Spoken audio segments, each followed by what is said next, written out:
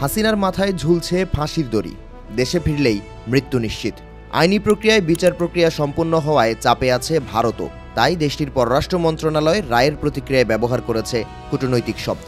ইন্টারপোলের warrant জারি কিংবা আন্তর্জাতিক চাপের মুখে কি করবে মোদি সরকার? আল জাজিরা বলছে শেখ হাসিনাকে বাংলাদেশে ফেরত পাঠাবে না ভারত। এর পেছনে দেয়া হয়েছে বেশ কিছু যুক্তি।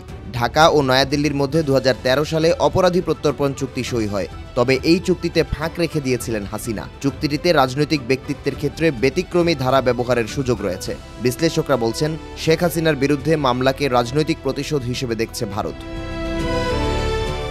জওহরলাল নেহরু বিশ্ববিদ্যালয়ের অধ্যাপক সঞ্জয় ভরদ্বাজের মতে ডক্টর ইউনূসের নেতৃত্বাধীন অন্তর্বর্তী সরকারকে ভারত বিরোধী হিসেবে মনে করে মোদি সরকার। তাই দীর্ঘদিনের মিত্র শেখ হাসিনাকে ফেরত পাঠানোর প্রশ্নই ওঠে না। এতে প্রতিষ্ঠিত হবে ভারত বিরোধী শক্তিকে বৈধতা দিচ্ছেন খোদ নরেন্দ্র মোদি। রায়ের প্রতিক্রিয়ায় ভারতের পররাষ্ট্র মন্ত্রণালয় জানায় এ বিষয়ে তারা অবগত হয়েছে। নয়াদিল্লি সবসময় অংশীজনের সঙ্গে গঠনমূলকভাবে যুক্ত থাকবে। শান্তি, গণতন্ত্র, অন্তর্ভুক্তি ও স্থিতিশীলতার ক্ষেত্রে বাংলাদেশের জনগণের সর্বোত্তম স্বার্থ নিশ্চিত করার বিষয়ে প্রতিশ্রুতিবদ্ধ ভারত। তবে বিশ্লেষকরা বলছেন ভিন্ন কথা।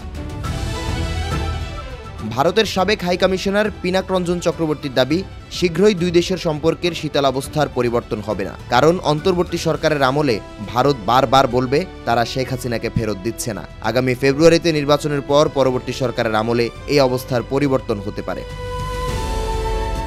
অন্যদিকে আরেক রাজনীতি বিশেষজ্ঞ অধ্যাপক শ্রীরাধা দত্তের দাবি, হাসিনার বিষয়ে ভারত জটিলতার মধ্যে পড়েছে। কারণ ক্ষমতাচ্যুত প্রধানমন্ত্রীর বিরুদ্ধে ছাত্র জনতার ক্ষোভকে উপেক্ষা করার সুযোগ নেই। হাসিনাকে দিয়ে আওয়ামী লীগের রাজনীতিতে ফেরার সুযোগ নেই। তাই এর পরিবর্তে ভারতের উচিত বাংলাদেশের অন্য কোনো রাজনৈতিক শক্তির সঙ্গে সম্পর্ক গড়ে তোলা। মার্কিন বিশ্লেষক মাইকেল কুগেলম্যানের ধারণা, ভারতে হাসিনার উপস্থিতি দ্বিপক্ষীয় সম্পর্কের মধ্যে কাঁটা হয়ে থাকবে। তবে এর মধ্য দিয়ে ভারত তার মিত্রদের প্রতি বিশ্বস্ত থাকার প্রতিশ্রুতি পালন করতে সক্ষম হয়েছে। এমন পদক্ষেপ নয়াদিল্লির জন্য দীর্ঘমেয়াদী রাজনৈতিক সুবিধাও বয়ে আনতে পারে বলে মন্তব্য করেন তিনি।